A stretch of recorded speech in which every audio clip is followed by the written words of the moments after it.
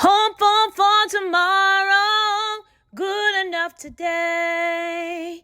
Oh yeah, hopeful for tomorrow, good enough today.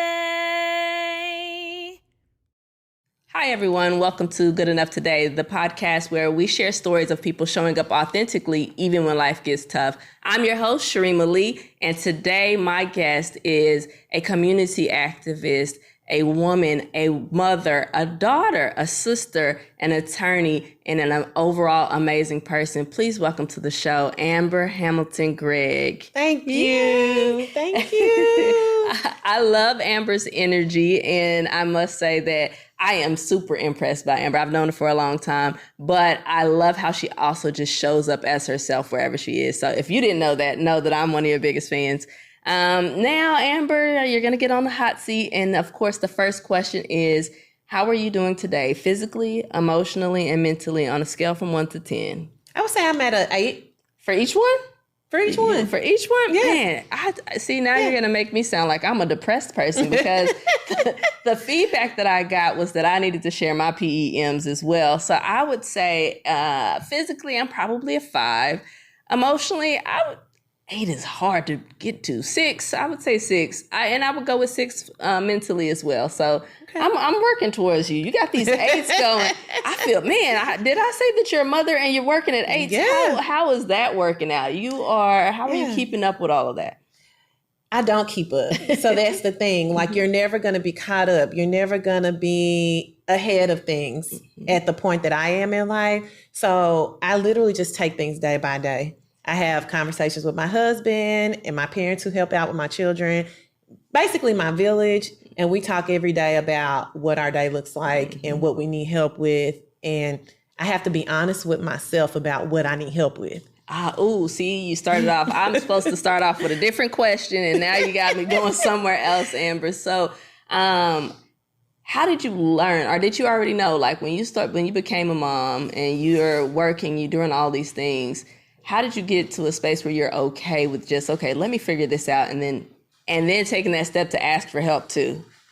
Well, I'm going to tell you this. It's honestly, I always said to myself, my mother did a great job raising me. She's going to help raise my grandchildren. I don't know what she's going to have to do to figure it out with her career, but she's going to help raise my grandchildren. And literally, I manifested that, and they came to be. And my mother and my father, who are both retired now, they're still in good years of their life, still able-bodied. They literally help with my children almost every single day.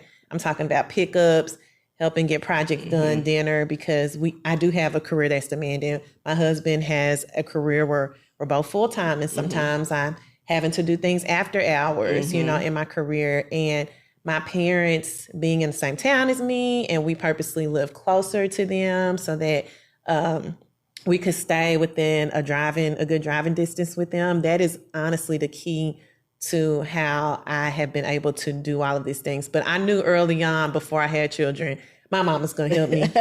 That's the only way I'm going to have children is if my mama helps me. Thank you to your mom. It's so interesting because there are people who don't recognize that their village is such a blessing, right? And I'm glad that you recognize that your mom and your parents generally are a village, because that's something that makes it, I don't know if it makes it easier though to ask for help. Do you think that sometimes, since you do get so much from your parents, if you need something extra, like, oh man, that might be too much? How do you feel about that? Yeah, so I'm trying to be mindful. Now, what I do is, obviously, my husband and I work it out within ourselves. Is this something after hours, some on the weekends? Okay, are you going to be home, husband? Devin is his name. Are you going to be home, Devin? Can you manage this for 2 or 3 hours until I get home? Are we running into lunchtime, dinner time, nap time? Like, what are we looking for? Now, if it's something where both of us are not going to be available for some reason, then I will on the weekend, text my mom or dad as soon as possible, and we'll talk about, are you available? Because I have to be mindful of my parents and their quiet time and their marriage and them having some me time after helping with my kids a lot of time during the week. So it's a combination of both, of where I say, no, I don't want to, ask too much of them because they helped out so much maybe on this day or that day. And sometimes it's like, nope, they're just going to have to help because me and my husband both have to be at this one event, or both of us have to go into, another town for, a family type shindig going on, and I need y'all to please help watch them. And even if you're somewhere, take them with you. Take them with you. Just take them with you. You love them, right? Right. That's awesome. How long have you and Devin been married?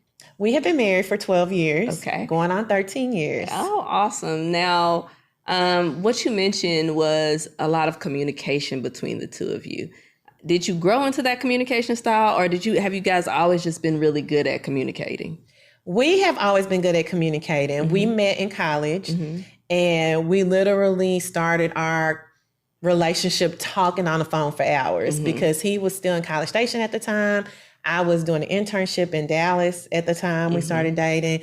And so we were somewhat long distance. I mean, a driving distance away, I could get on the bus, which I did a few times, but still not, I can come 10 minutes, I meet you at a restaurant or a coffee shop, right? So we had literally established communication early on where we called each other in our downtime, or we made time, when I was done with my internship, and we would stay on the phone for 2 or 3 hours talking about just funny things, music we liked, movies we liked, other interests. So we make it a point to, when the kids are asleep now, to try to meet back up in our living room, or sometimes I even, just call him on the phone if he's in another room and I'm still in one room trying to make sure the kids stay asleep, and we'll just talk on the phone. Or we talk at lunchtime, things like that. There's a concerted effort to actually make sure that you're still communicating. That's great. I'm going to go back because I'll forget, and I need to ask you, what's bringing you joy right now? That's a good one. I feel like sometimes just having seasons of quietness. So we're in a different season now. We just enter fall. And I love that I feel a change with the different seasons as well, because it's a reminder for me, whatever wasn't working for you in the summer, and like when the seasons change with the fall, leaves will change their colors, and some leaves will fall onto the ground because it's making room for new things to come in. You're blossoming and blooming into something else eventually in the spring, right? So different seasons bring different things, but the fall is a reminder for me to just sometimes enjoy the quietness. So time to yourself. I've done a lot of that. I feel like entering into this season of where I have booked spa days, or I'm like, okay, I'm going to go to a good steakhouse, for lunch and meet up with a colleague that I've been wanting to see for a while. I make time to do things for myself because I'm always juggling the kids, my husband. What do I need to do for work? What I need to do after work with, different organizations that I'm on boards for. And there are times where I'm like, no, I can't make it this week. This is going to be a week of me just doing things with my family, doing things with my kids, my husband, or doing something for myself. Oh man, you just opened up a big door. Sorry for you. But do you ever feel guilty about taking time for yourself and doing what you need in that moment? Not at all. Not at all. I don't, because if I'm not good, how can I possibly pour anything into anybody else if I have not poured into myself? I had a feeling you would answer that question that way. But the real question is that something that you've always done, or did you grow into that? I feel like it's something that your body tells you have to do. So even if you don't realize you're not doing it, I've gotten to the point as I've aged, right, and I've matured, that my body will literally tell me, no, you're going to actually lay down today. You're not going anywhere. My body will tell me when it's tired. It'll show signs to me of when my vitamin D is low, for example, or there are times I need to sit and meditate because I feel like my oxygen levels aren't where they need to be. So my muscles start feeling type of way. My body tells me when it's getting into stress mode. And how do you know exactly what you need? I know you said, your vitamin D will be low, but what if it's like, you know what, I need time with someone else, right? Other than my family, I need to get out. What are the signs that you feel or you see where you're like, you know what, this is what I need? Because I think what happens for a lot of us is that we're going, and then we feel out of sorts, but we don't necessarily know what we need to get back into the space where we're at our optimal self. It's just when you start missing that person. Like if I see on social media someone posting And it makes me feel like I feel disconnected to them. I'm like, well, why do I feel disconnected to them? Even though I'm seeing their social media page, I could just easily say hi. But obviously that's a person I care about, and I feel disconnected to you for a reason. I need to explore, why do I feel that way? Maybe it's me needing to reach out to you and we schedule a time to go for coffee, a time to go get some, even just getting some ice cream and bringing my daughter along, because my daughter will miss some of her quote unquote aunties or things like that. People that are not, family, right? And so I think it's so important to stay connected to your circle of girlfriends.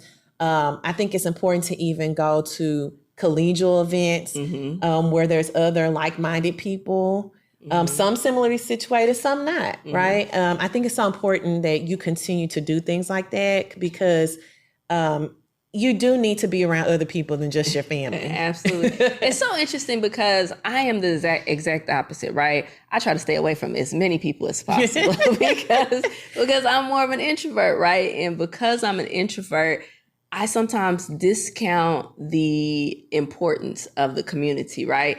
But then it'll be like, I kind of want to connect, but I want to connect for 10 minutes and then I want you to leave me alone forever, right? But so I guess for people, how did you start to understand? Are you extroverted? Have you always been like, you know what, this person I need to connect with? Because I might think I need to connect, but then I'll be like, you know what? No, Cheremma of tomorrow won't want to go. So. Now, let me tell you this, and I'm being completely honest. There are times where, yes, I say yes to things. And then I get to having to, now it's time to do my makeup, do my hair. And I'm like, I just want to sit here and binge watch something in bed. I don't want to go to this.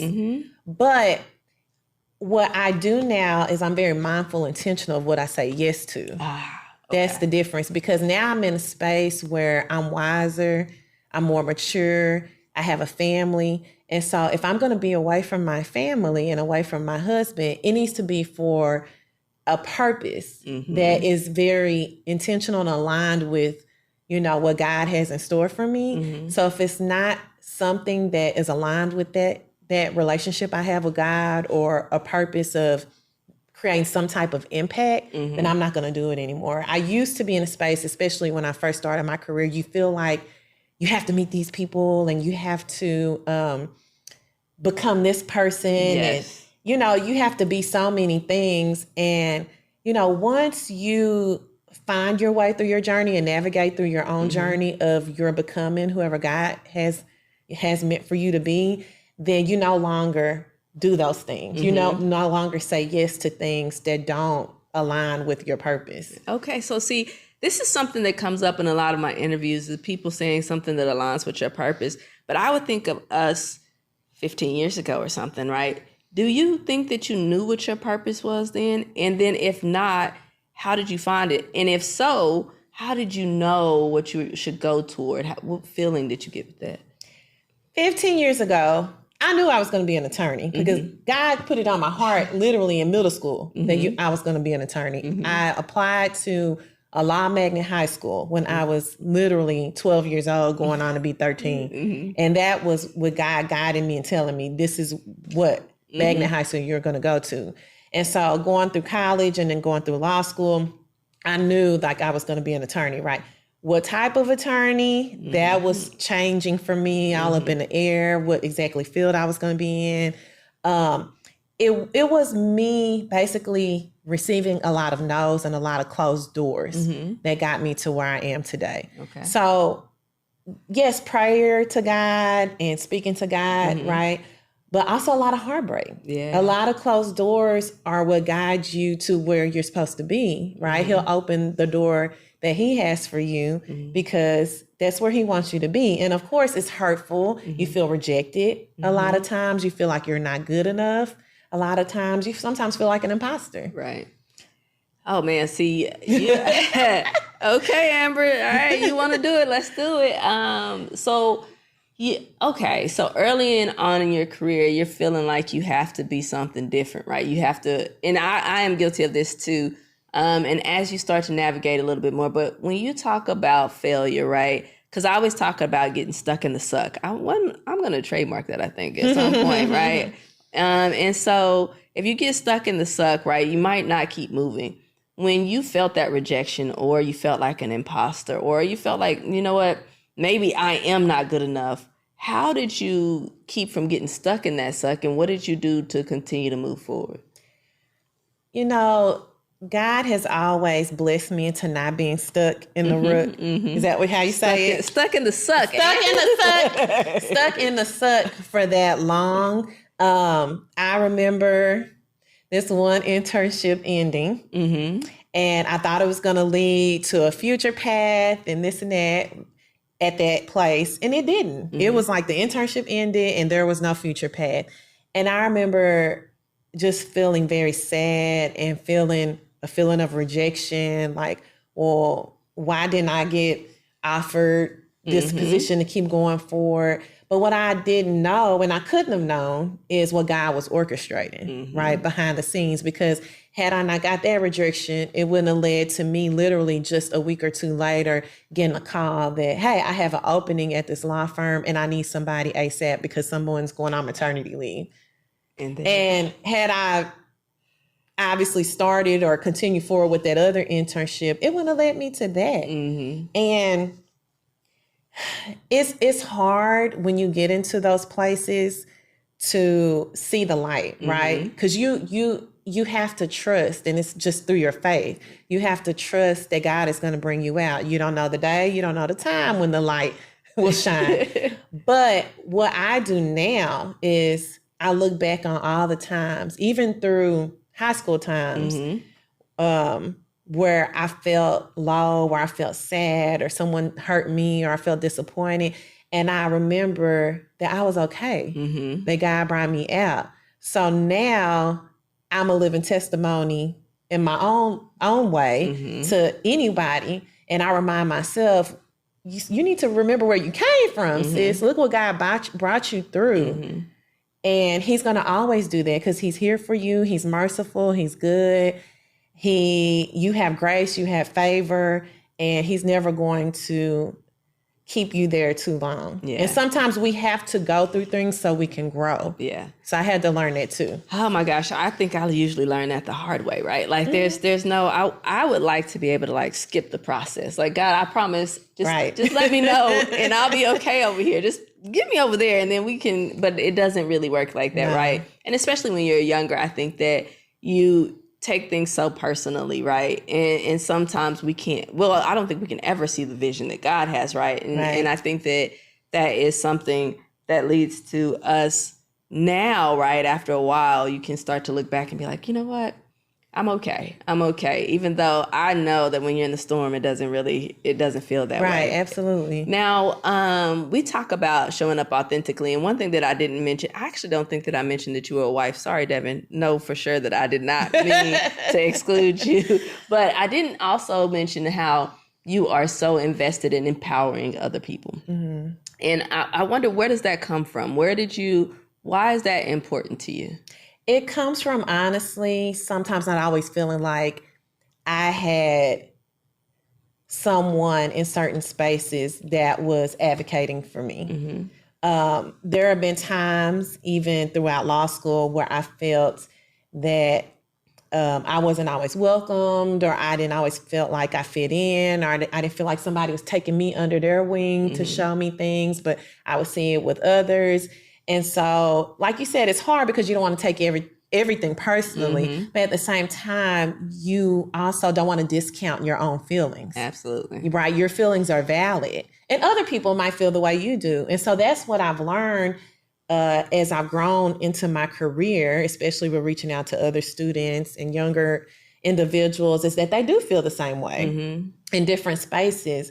And I feel like I want to be the person that I needed when I was in their space, because I know how it feels to not have a person to show you the ropes, to guide you. You shouldn't have to go through certain things when we have enough of a community here to make sure that we guide you. Right. So you don't have the same hardships we had. And so I feel like that is part of my purpose, is to make sure that some of the younger individuals coming up in the same spaces I navigated, that they don't have to go through the same things I did. I think that that's really cool because, I feel like there's not a balance, right? You either have people who don't want to give anything back, or you have people who want to give it as much as possible, right? And then those people have to work on not giving too much of themselves, so that, like you said before, you can have some self-care and things like that. It's so interesting to hear you say that you felt like you didn't belong, and you felt like you didn't, because every time I saw you, you were like Amber, right? You know what I mean? Like, you had it going. And the thing that I admire about you was that you would show up as yourself, right? It didn't matter. You would have your heels on. I'd be like, how's she gonna walk in those? Like, where we going?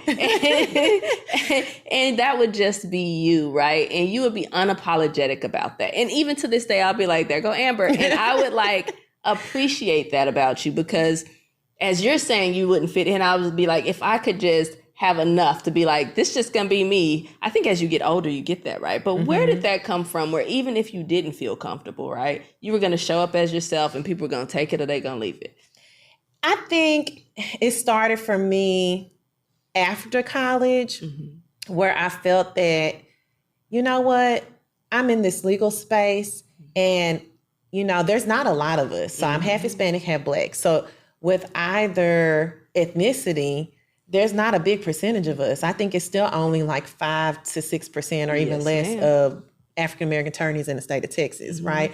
And so I can't expect to feel comfortable walking into a room because I'm looking for someone that looks like me. I'm going to be disappointed more than half the time. Yes.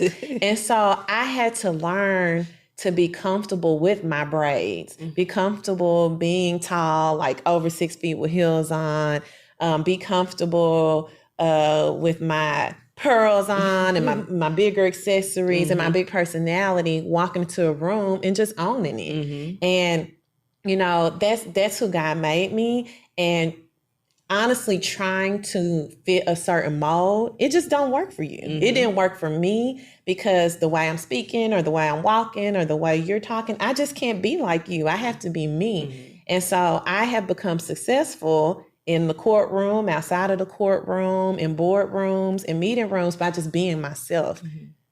So how do you navigate when people say that you're too much? What do you say to those people? Well, let me say this. What do you say now, and what did you say back then? Because I feel like they might be different.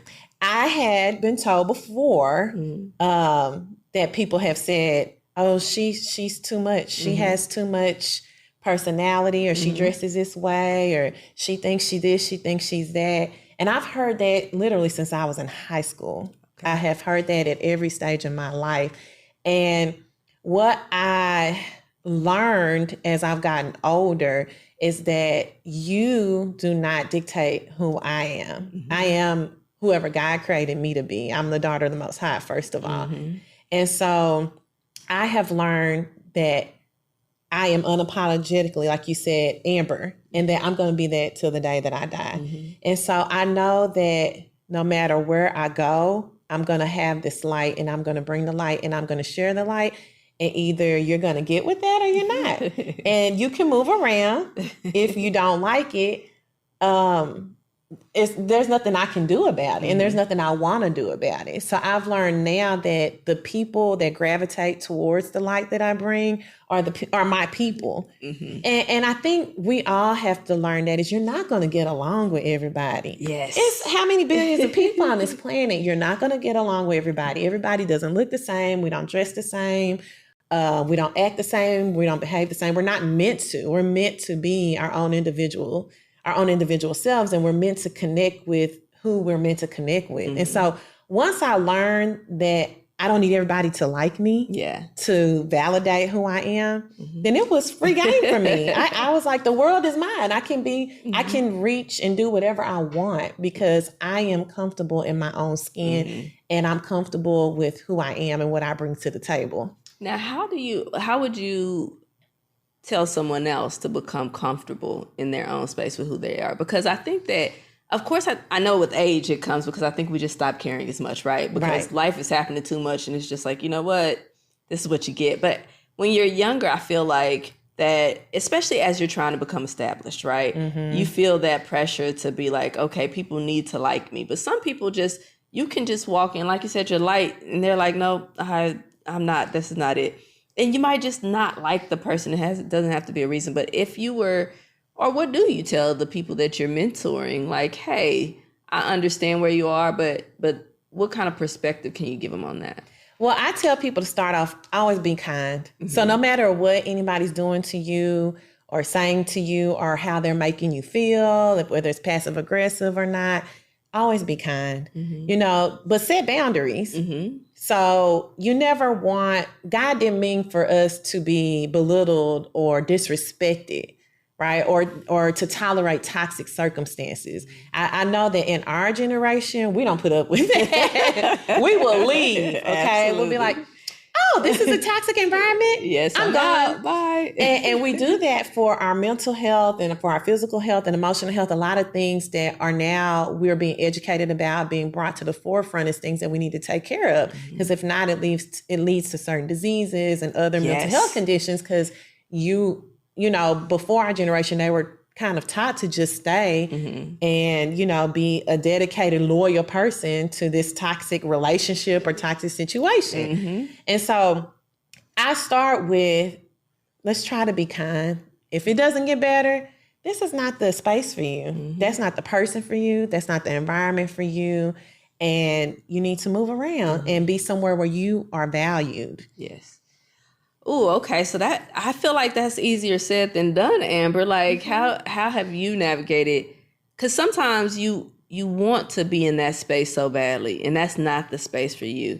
Have you been in that situation? And then if so, how do you navigate? Like, okay, the disappointment that comes with not being in a space that you wanted, but also understanding that it's best for you. And I think that goes back to you prioritizing yourself over other things. Yes. So what we have in mind for us might not be what God has in mind for us, right? And so, yes, there have been different situations where I have been in different settings and I'm like, this is what my plan is. Yeah. I'm going to come here and this is what I'm going to do. This is what I'm going to learn. I'm going to rise to this position or that position. And that didn't happen. It was like, oh, it's been 6 months. Oh, it's been a year. And this is not what I thought it was going to be, right? And so in those situations, you have to be honest with yourself first and say, self, you tried it. You tried, and there's nothing wrong with that. Take what you've learned, apply it to the next position that you're going to be in. So I think that's key is that wherever our stop is at the moment in our journey in life, learn from that stop. Because that's not your last stop. Eventually, God reveals to you, I have something else in store for you. But what did you learn? He had you there for a reason, whether it was to meet other people, whether it was to learn a skill set and move on to something else. Maybe it was for you to create impact in that certain stop for some reason. But now he wants you to create impact for another stop. That's what we have to realize as we move forward in the journey of life. So, you are a very faithful person. I say I'm a faithful person too, but I'll be lying because let me tell you, the journey of walking in that faith, right, is difficult for me because I'm stubborn. I'm like, God, are you sure? Because maybe you wanted to, let me help you, God, right? And so for you, how do you just remain faithful and say, you know what, I'm going to have faith and keep on moving? And are there times where you're like, this is tough? And what do you say to yourself to keep it going in that way? I don't have this capacity in me to not be faithful. I have children that I have to pray over every day. I have a husband I have to pray over. I have a wonderful village that I have to pray over. And I don't have time not to be a faithful person. God has been too good to me for me not to be faithful to him. And so, of course, there'll be times where I think about it and I'm like, did I actually pray today? Did I open like a devotional today? Or when's the last time I've opened the Bible? There have been times where I've caught myself and I'm like, when's the last time you've read a scripture? And it's in those moments that sometimes I can feel guilty. I know we talked about feeling guilty earlier. I have felt guilty. I'm like, well, if I can take my butt to a happy hour or mixer, I can surely take my butt to church on Sunday. If I can get up and get dressed and put forth effort into going to this gala, I can get my butt up for church on Sunday and put on some makeup and actually put on some nice clothes, right? So I say that to say God has brought me too far to where I won't ever dare disrespect him by not talking to him, recognizing him, and praising his name. Oh, that's amazing. So, one thing you just mentioned is that you recognize the favor, right? Mm-hmm. You recognize the favor, and that leads you to continue to keep going. What I've been trying to find as I talk to people is, what is the thing, right? Because your life, somebody could have gone through everything that you've gone through in life and have a completely different trajectory, right? Mm-hmm. And so I've been trying to figure out, for the people who are in the suck, right? Like, what is the thing? And because I can tell you, well, pray about it, mm-hmm. right? And I know that sometimes praying about it is very lonely, right? Mm-hmm. You feel alone and you're moving through that. If you can, how do you think that you navigated the hard times? So let's think about mm-hmm. when it was hard. And mm-hmm. one of the questions will be, what's the most difficult thing you've had to go through? And then how did you navigate that? So maybe I'll ask you that. Mm-hmm. What's the most difficult thing that you've been through, and how did you navigate that and remain in that same kind of space of, you know what, I have to have faith in this because God's been so good? I think all of us can think about some hard moments where we felt very low, right? Mm-hmm. I will say that my most recent one that I can think of is I was in a space earlier this year where my character was being assassinated. Mm-hmm. And instead of me spewing venom back mm-hmm. out or doing anything to respond to negativity, I had to pray about it. But I leaned on my husband, I leaned on my close village to help me get through a space like that. And I feel like a lot of people don't realize the favor doesn't come in forms of just wealth. So mm-hmm. it's not money or clothes or cars, all of those tangible things that don't matter when you get to heaven, mm-hmm. right? To eternity.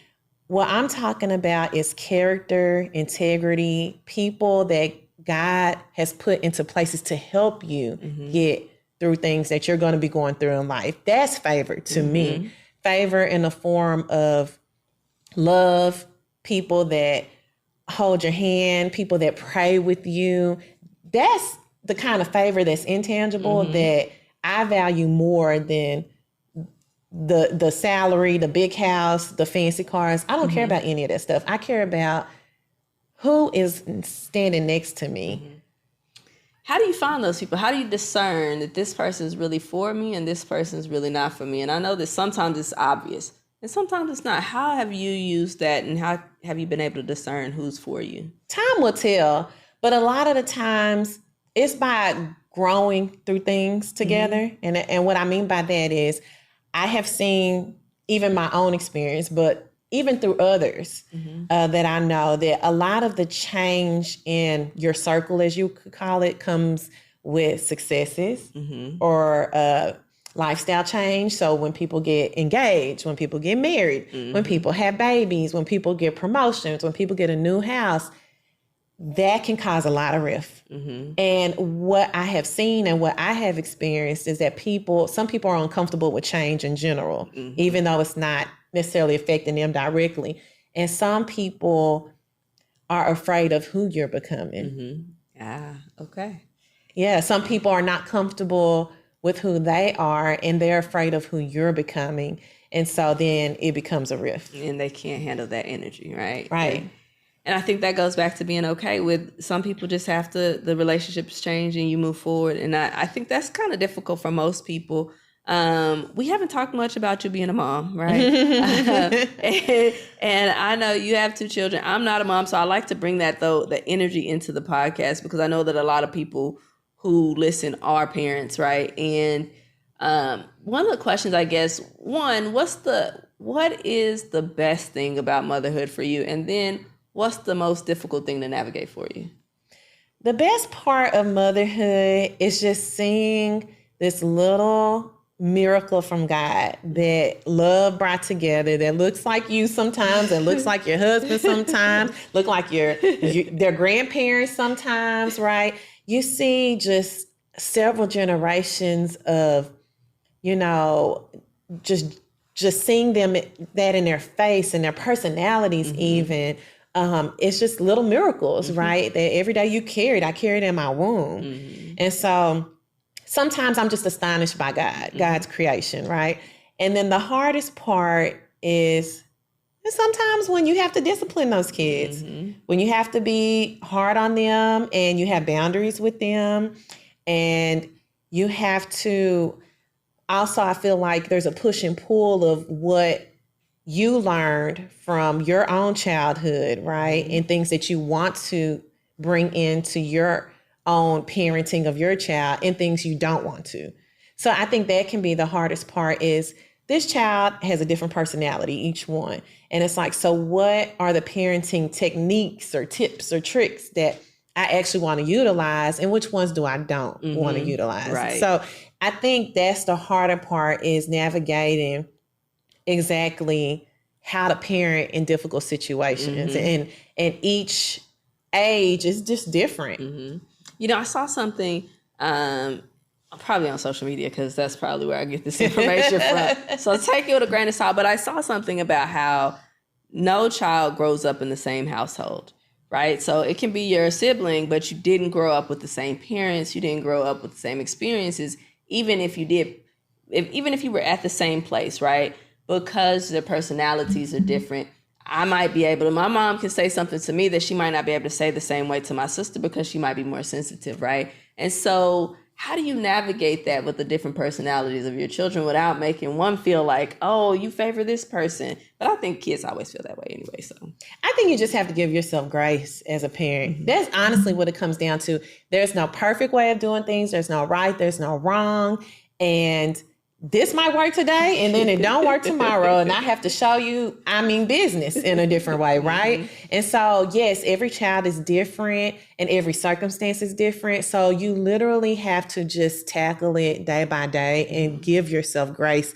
That, you know, I tell people I don't live with regrets, because I do my best with the information I have at the time on that day, right? I don't have a magic 8-ball to ask, how do I handle this situation? I do the best that I can with the information I have at the time. And I just give myself grace, because I haven't been a parent before, you know, my first child. And so these are our kids, and you lead with love, you lead with grace. And if there's ever a point where I feel like love wasn't involved in that discipline, or, you know, me addressing a situation, that's where I need to step back. Because now, am I upset? Am I angry? Am I trying to hurt? What is the goal here? I need to make sure I'm always leading with love. Right. No, I think that's interesting, because when you see adults who have different issues, I think a lot of it is because it didn't come from a place of love. And that's one of the things that I'm trying to change as well, because sometimes, you know, your intention might be different, but it can be expressed in a way that is not what you intended it to be. So I think that's really, really good that you're leading with love with your children. I also think it's so crazy, because I knew you before you were a mom, right? And so it's like, oh, Amber has kids. This is so interesting. But one of the things that you've talked about throughout this is giving yourself grace and being okay with not necessarily being perfect.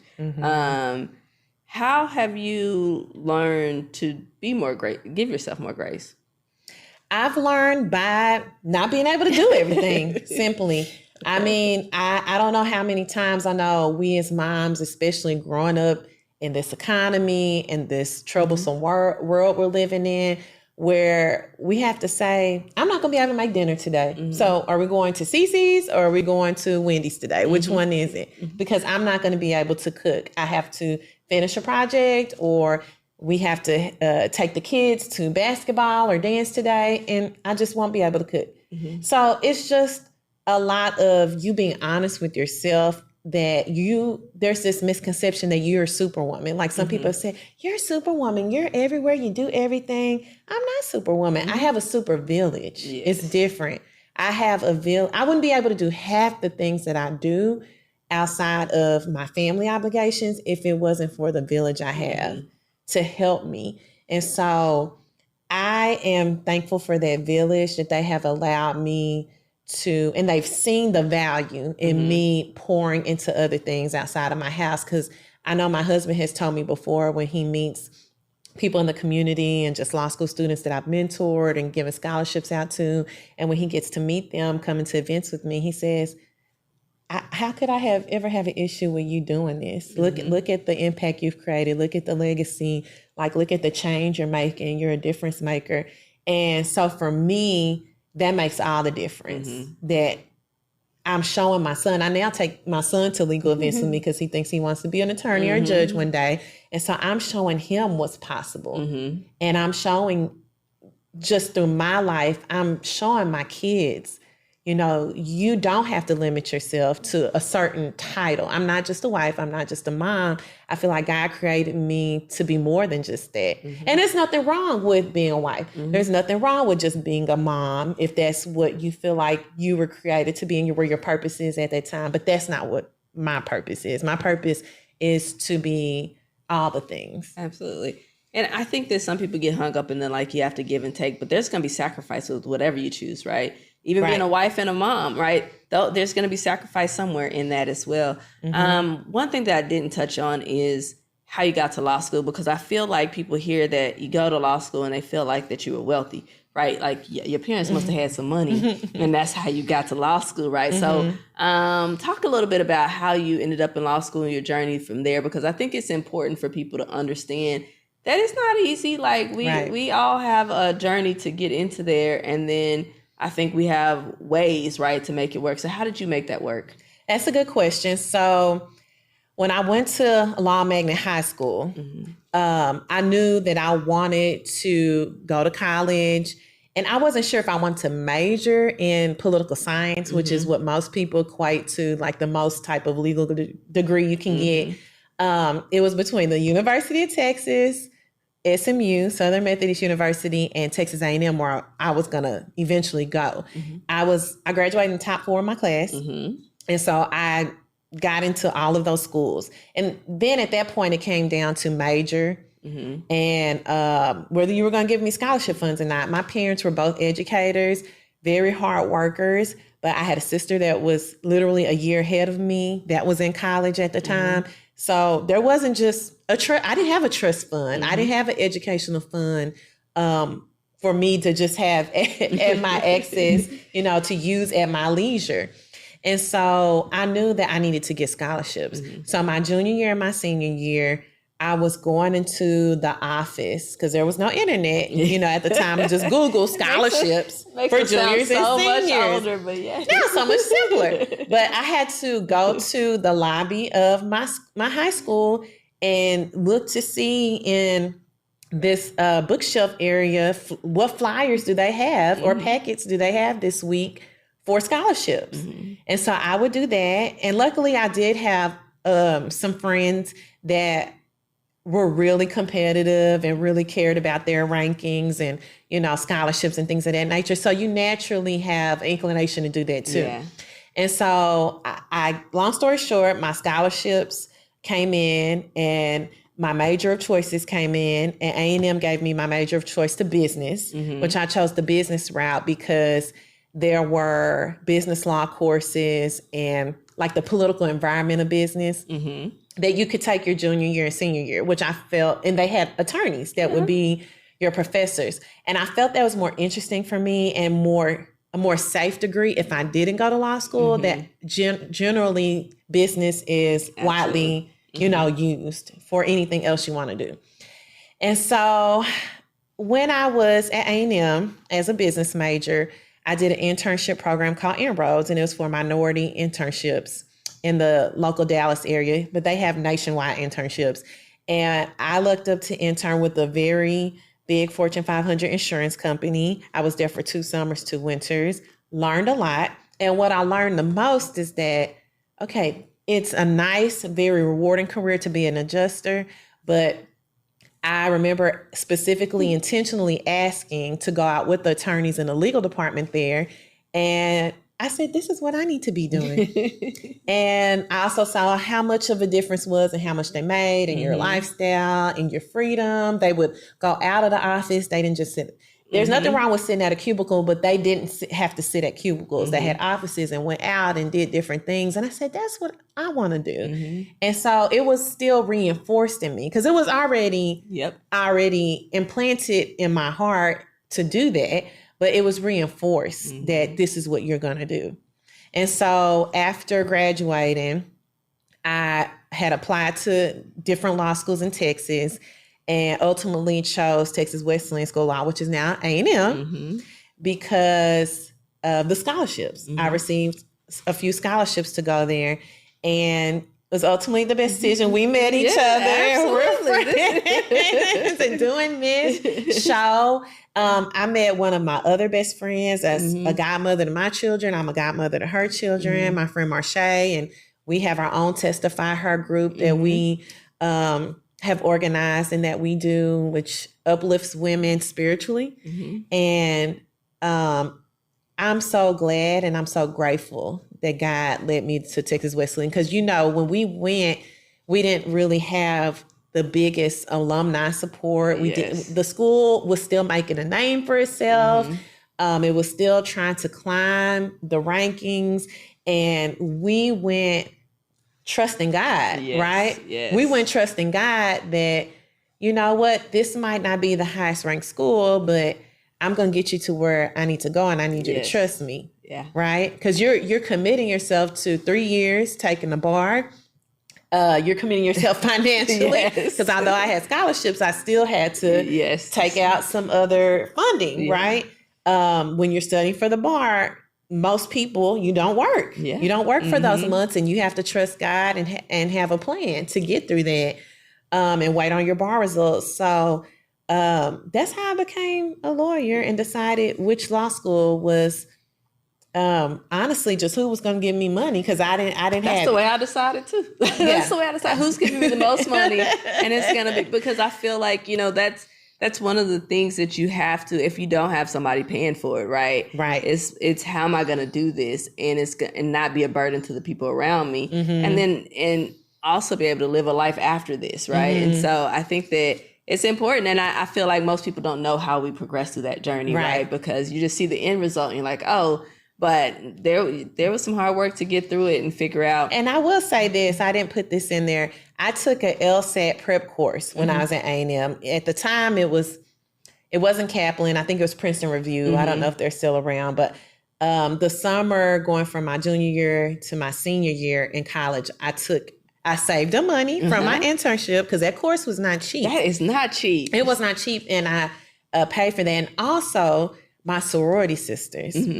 I had mentors, and I had I'm in Alpha Kappa Alpha, sorority incorporated. I pledged at Texas A&M, and I had some big sisters that had gone through the law school process before me. One even went to Harvard. Oh, okay. One was at Harvard Law. One was at She had a big tuition bill. Wait. And I looked up to her so much. I still do. We're still great friends. And I have another big sister, still great friends, that went to UT Law.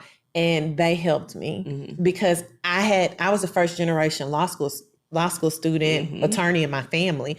So I had to learn what the process was. What is the timeline?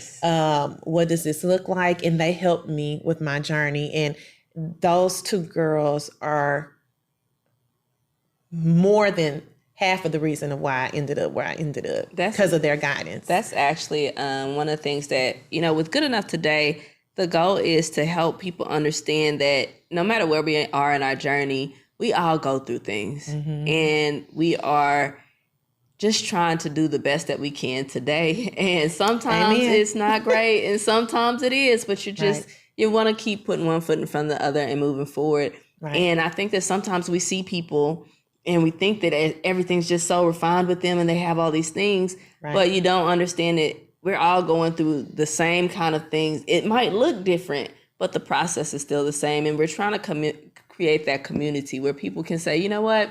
All right, I deserve to be here. And we want you to be here and to keep going, because your grace can be on the other side. Your miracle can be on the other side of the storm. And if you stop now, you're doing yourself a disservice. So I do appreciate you being here. But I also I don't want to forget to talk about Testify Her. Yes. Because I know that you have that. I want you to be able to put a plug in for that and all the amazing things that you're doing. So how can people be involved? How can they donate? What can they do for you? So Testify Hers, we are actually going to be coming up with some new workshops this coming year for the holidays. We had to put it on pause for a little bit because my co-organizer, co-host, co-partner in that, Marche Ewu, she had her fourth child. So she had twins. And she's an attorney. So she has a 13-year-old, she has twins that turned 2 this year, and then she had a miracle 4-child. God bless you, Marche. So her hands were full, and we talked about it. We said, okay, we're gonna just give this a break for now, and then when you feel ready, right? When you feel ready, let's do this. So this winter, going into spring, we're gonna be having some new events. We have done vision boarding. We have done things, whether it's crafting or serving in community that are with a purpose. A lot of things that we do are to uplift each other. A lot of us are young professional women just trying to navigate just life circumstances by having encouraging, prayerful type events. And so we do have an Instagram, we do have a YouTube, and we're under Testify Hers with the HERS. Perfect. And we came up with that because we're both attorneys, and she is a plaintiff litigation attorney. I'm defense litigation attorney. So even though we are on opposite sides, what we have to do is present witnesses in a courtroom to testify. And so when we also think about when we're using the word testify, it's in the spiritual realm. And when we think about how we tell people about the goodness of God, it's by testifying. And so we love that we did Testify Hers that has the women aspect to it for our movement. It was perfect. That's amazing. Yes. And shout out to Marche. Yes. Because she's got a handful going on. But I love that. And I love the fact that you guys are trying to give back in that way and create a community just like we're trying to do here. So I'll be remiss not to put that plug in for you guys. Thank you. And last question is the one that we always ask everyone is, what does good enough mean to you? Good enough means that you know that your value comes from God. It does not come from any external circumstances or what people have to say about you. You are who you are, and you are already worthy when you wake up because you're a child of God. And because he said that you are who I've called you to be, and you're becoming who I want you to become. And that definition of who you are does not come from anything or anyone else. That's amazing. You see why I love Amber? You see why I love her? No, I think that is a great segue, and for people to understand that they are valuable. And if nobody else is showing you love, we will show you love. And there's kindness in people. And even though you might not be where you want to be right now, you can stay hopeful for tomorrow, but recognize that you're absolutely good enough today. Hopeful for tomorrow, good enough today. Oh yeah, hopeful for tomorrow, good enough today.